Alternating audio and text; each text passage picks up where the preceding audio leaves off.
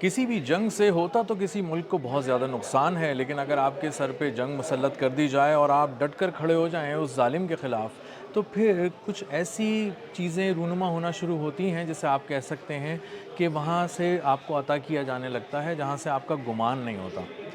آج کی بات کے ساتھ میں ہوں اظہر علی خان، اور آج ہم ڈسکس کریں گے کہ ایران جنگ میں تباہ ہونے کے بجائے ابھر کیسے رہا ہے، اور خاص طور پر معاشی طور پر کیسے ابھر رہا ہے اور کیسے معاشی فائدے سمیٹ رہا ہے، اور اتنے معاشی فائدے سمیٹ رہا ہے کہ امریکہ سے زیادہ مہنگا تیل برآمد کر رہا ہے۔ جی ہاں، امریکہ سے زیادہ مہنگا تیل اب ایران برآمد کر رہا ہے، اور ایران کی جو آئل ایکسپورٹس ہیں وہ جنگ کے باوجود بڑھ چکی ہیں، اور تقریباً اس میں 4 لاکھ بیرل پر ڈے کا اضافہ ہو گیا ہے۔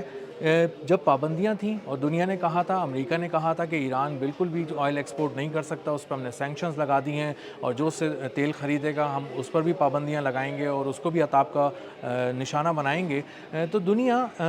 ایران کو تنہا چھوڑ کر چلی گئی اور پیچھے ہٹ گئی، اور اس نے ایک امپورٹنٹ جو آئل پروڈیوسنگ کنٹری تھا اس سے آئل لینا ہی چھوڑ دیا، اور دیگر جگہوں سے تیل لے رہے تھے۔ اسی لیے دنیا پر جو تیل کا دباؤ تھا وہ بہت زیادہ تھا، جو سپلائی تھی وہ کم تھی، جو ڈیمانڈ تھی وہ بہت زیادہ تھی، اسی لیے پرائسز عموماً ہائی رہتی تھی۔ لیکن اب ہوا یہ ہے کہ جب سے ایران مارکیٹ میں اترا ہے اور اس نے زیادہ ایکٹیولی ایکسپورٹ کرنا شروع کیا ہے کروڈ آئل کو، تو اب اندازہ یہ ہو رہا ہے کہ جو پرائسز ہیں اس کا بھرپور فائدہ ایران اٹھا رہا ہے۔ تریٹا پارسی ایک اینالسٹ ہیں جو بتاتے ہیں کہ جو ایران ہے وہ اس جنگ سے پہلے تقریباً روزانہ 11 لاکھ بیرل جو آئل تھا وہ ایکسپورٹ کرتا تھا، اور اس کا جو مینلی جو بائر تھا وہ تھا چائنا، اور اس کے علاوہ بھی کچھ چھوٹے موٹے ملک تھے جو خرید لیا کرتے تھے اس سے، لیکن جو مین بائر تھا وہ چائنا تھا۔ اب جنگ کے بعد نہ صرف اس کی آئل پروڈکشن بڑھ گئی ہے ایران کی، اور آئل ایکسپورٹس بھی بڑھ گئی ہے، اور اب وہ تقریباً 11 لاکھ کے بجائے 15 لاکھ بیرل پر ڈے کے حساب سے وہ ایکسپورٹ کرنا شروع ہو گیا ہے آئل کو، اور ظاہر ہے اس کا مطلب یہ ہے کہ وہ ایکسپورٹ بھی زیادہ کر رہا ہے، وہ پروڈیوس بھی زیادہ کر رہا ہے، اور اس کا جو بائر ہے چائنا، جو مین بائر ہے، وہ اس نے اپنی جو ریکوائرمنٹ تھی اس کو اور بڑھا دیا ہے، اسی لیے بہت زیادہ ایکسپورٹس ہو رہی ہیں۔ اس کے علاوہ ایک ایسا ملک بھارت جو کبھی پیٹھ پہ خنجر گھونپتا ہے، پھر مسکرا کر آتا ہے، پھر دوست بن جاتا ہے، کبھی وہ اسرائیل کی گود میں جا کے بیٹھ جاتا ہے ایران کے خلاف، اور اب جب دیکھتا ہے کہ اسرائیل بری طرح پٹ رہا ہے، نیتن یاہو شکست کھا چکا ہے، تو وہ پھر دوبارہ اس کو ایران اچھا لگنے لگتا ہے۔ ایک ایسا منافق کردار اس دنیا کا بھارت، جس کا سربراہ مودی ہے، اور مودی نے اب جا کے بات کی ہے ایران سے اور کہا ہے کہ پلیز ہمیں آئل دے دو، کیونکہ اسٹریٹ آف ہارموز سے تو آپ گزرنے نہیں دے رہے کسی کو، اور صرف دوست ممالک کو گزرنے دے رہے ہیں، تو ہم بھی آپ کے دوست ہیں، پلیز ہم پر بھی رحم کیجئے، ہمیں بھی کچھ آئل دے دیجئے۔ تو اب ایران نے اس کے ساتھ ایک معاہدہ کیا ہے بھارت کے ساتھ، اور 50 لاکھ بیرل جو ہے وہ اس نے تیل خریدا۔ ریلائنس جو ان کی کارپوریشن ہے، جو ریلائنس انڈسٹری ہے بھارت کی، سب سے بڑے جو اس کے ارب پتی ہیں مکیش امبانی ان کی، وہاں سے ایک معاہدہ کیا گیا ایران کے ساتھ کہ وہ 50 لاکھ بیرل تیل دے، اور اب ایران اپنا تیل انڈیا بھی ایکسپورٹ کرنا شروع ہو گیا ہے۔ اس کے علاوہ جو اس جنگ کے دوران بہت سے ممالک نے ایران سے رابطہ کر کے یہ کہا کہ آپ ہمیں تیل دے دیں، لیکن ہمارے جہاز آپ کے پورٹ تک نہیں آ سکتے، کیونکہ ہو سکتا ہے کہ ہم کسی طرح سے آپ کی جو جنگ چل رہی ہے اسرائیل اور امریکہ کے ساتھ، اس میں ہمارے کوئی جہاز نشانہ بن سکتے ہوں، تو پھر آپ احتیاطاً ایک کام یہ کریں کہ ہمیں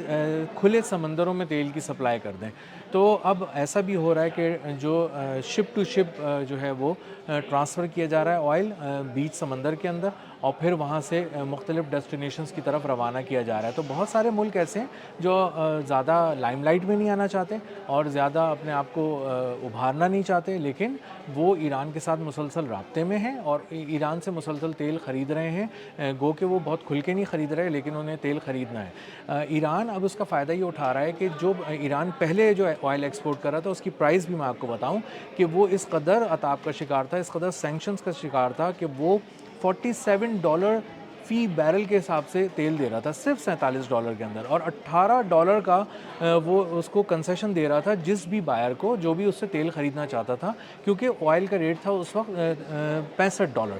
تو وہ $47 میں بیچنے پہ مجبور تھا، $18 کا اس کو ڈسکاؤنٹ دینا ہی تھا۔ اور اب جب کہ سینکشنز ایک طرح سے غیر اعلانیہ طور پر اٹھ چکی ہیں، امریکہ اب ایران کا کچھ نہیں بگاڑ پا رہا اور بائرز آ کے مسلسل دستک دے رہے ہیں ایران کے دروازے پہ کہ پلیز ہمیں آئل دے دیں، تو اب ایران یہ کر رہا ہے کہ اب انہیں مارکیٹ ریٹ پہ دے رہا ہے، اور مارکیٹ ریٹ بھی امریکن مارکیٹ ریٹ نہیں، برینڈ کے مارکیٹ ریٹ پہ، جو لندن کا مارکیٹ ریٹ ہے، جو سب سے زیادہ مہنگا تیل ہے دنیا کا، جو برینڈ کہلاتا ہے، جو $115 جس کا آج کا ریٹ ہے فی بیرل، اس ریٹ پہ ایران جو ہے وہ مختلف ممالک کو اب تیل ایکسپورٹ کر رہا ہے۔ ایران جو ہے وہ $115 کے حساب سے جو اب تیل ہے وہ ایکسپورٹ کر رہا ہے، اور اس میں سب سے خاص بات یہ کہ اس بار ایران کوئی ڈسکاؤنٹ آفر نہیں کر رہا، وہ جو مارکیٹ ریٹ ہے اسی مارکیٹ ریٹ کے اوپر آئل ایکسپورٹ کر رہا ہے، اور اس سے اندازہ یہ ہوتا ہے کہ وہ کس قدر تیزی سے اپنے آپ کو معاشی طور پہ مستحکم کر سکتا ہے، کیونکہ وہ آئل پروڈیوسنگ کنٹری ہے۔ ایران جو ہے وہ آئل ایکسپورٹ کر کے ہی اپنی معیشت کو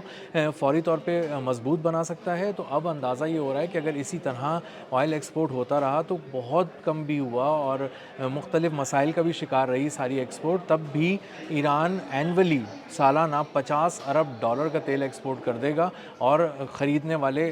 جو ممالک ہیں اب ان کی تعداد آنے والے دنوں میں بڑھتی رہے گی، کیونکہ ایران نے اپنے آپ کو عسکری طور پہ بھی ایک طاقتور ملک ثابت کر دیا ہے، اور دنیا کی جو ایک سپر پاور کہلائی جاتی تھی امریکہ، اور اس کا جو بغل بچہ تھا اسرائیل، جو کہ کم اکوپڈ نہیں تھا جدید ترین ویپنز سے اور ملٹی لیئر ڈیفنس سسٹم سے اور جدید طیاروں سے اور جدید وارفیئر کی ٹیکنالوجی سے، یہ دونوں طاقتیں مل کر ایران کے چوکھٹ پر آ کر ناکام ہو چکی ہیں، دم توڑ رہی ہیں، اور پوری دنیا اب اس بات کو اپنی آنکھوں سے دیکھ رہی ہے۔ اور اب مغرب جو ویسٹرن کنٹریز تھے ان کے لیے بھی آہستہ آہستہ ایران کے لیے محبت جاگ رہی ہے، اور ان کو بھی اندازہ یہ ہو رہا ہے کہ اگر ہمیں بنا کے رکھنی ہے تو ایران سے بنا کے رکھنی پڑے گی، وہ وہاں پہ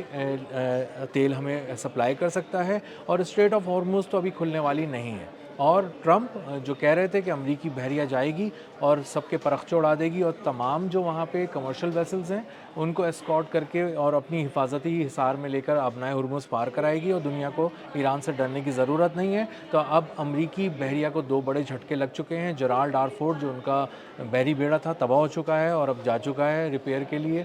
اور اس کے علاوہ ابراہم لنکن جو ان کا بحری بیڑا تھا اس کو پہلے ہی خراب کر کے بھیج چکے ہیں، تباہ کر کے بھیج چکے ہیں۔ تو دونوں کے ریپیئرز میں ابھی سالوں لگیں گے، اور دونوں پہ بہت زیادہ خرچہ آئے گا۔ اس میں تقریباً اربوں ڈالر کا اس میں ریپیئر ہے اس کو دوبارہ فنکشنل کرنے میں، اور ابھی وہ ہونے والے بھی نہیں ہیں کچھ عرصے کے اندر۔ تو اب ایران جو ہے وہ کھل کر آ چکا ہے مارکیٹ میں، آئل مارکیٹ کے اندر، انٹرنیشنل آئل مارکیٹ میں، اور نہ صرف تیل ایکسپورٹ کر رہا ہے، اس کی تیل کی ایکسپورٹس بڑھ گئی ہیں، بلکہ انٹرنیشنل پرائز پر بغیر کوئی کنسیشن دیے ٹھیک ٹھاک طریقے سے وہ کما رہا ہے، اور اپنے تیل کو ایکسپورٹ کر کے زر مبادلہ کما رہا ہے۔ اور اس کے علاوہ جو اسٹریٹ آف ہارموز سے گزرنے والے کنٹینرز ہیں، ٹینکرز ہیں، ان سے بھی ویسل سے بھی $20 لاکھ پر ویسل چارج کر رہا ہے۔ تو اس طرف بھی دیکھیں آپ تو کہا جاتا ہے کہ اگر اسی کو کاؤنٹ کرنا شروع کر دیں تو جو ویسلز وہاں سے گزرتی ہیں، اور اگر ایران لیتا رہا اس طرح سے پیسے ان سے فی وصول کرتا رہا، تو تقریباً $800 ارب کا ایک فگر آ رہا ہے کہ وہ ایران جو ہے وہ سالانہ کما سکے گا۔ تو اگر ہم ان دونوں آئل کی ایکسپورٹس کو اور اسٹریٹ آف ہارموز سے گزرنے والے ویسلز کی جو ٹرانزٹ فی ہے ان سب کو ملا لیں تو یہ $1000 ارب سے بھی اوپر چلا جاتا ہے، اور اس سے اندازہ یہ ہوتا ہے کہ آنے والے دنوں میں ایران کو ہم بہت مستحکم دیکھ رہے ہوں گے، عسکری طور پہ بھی، معاشی طور پہ بھی، اور اس کی بہت ساری پابندیاں جو اس پہ لگائی گئی تھیں وہ اب اٹھوانے کی اور اٹھانے کی ضرورت نہیں ہے، ان کو ایک ہی ہوا کے ایک جھونکے کی طرح ایک پھونک مار کے اس نے اس کے پرخچے اڑا دیے ایران نے، اور اب ایران جو ہے وہ ایک معاشی طاقت بن کر ابھر رہا ہے۔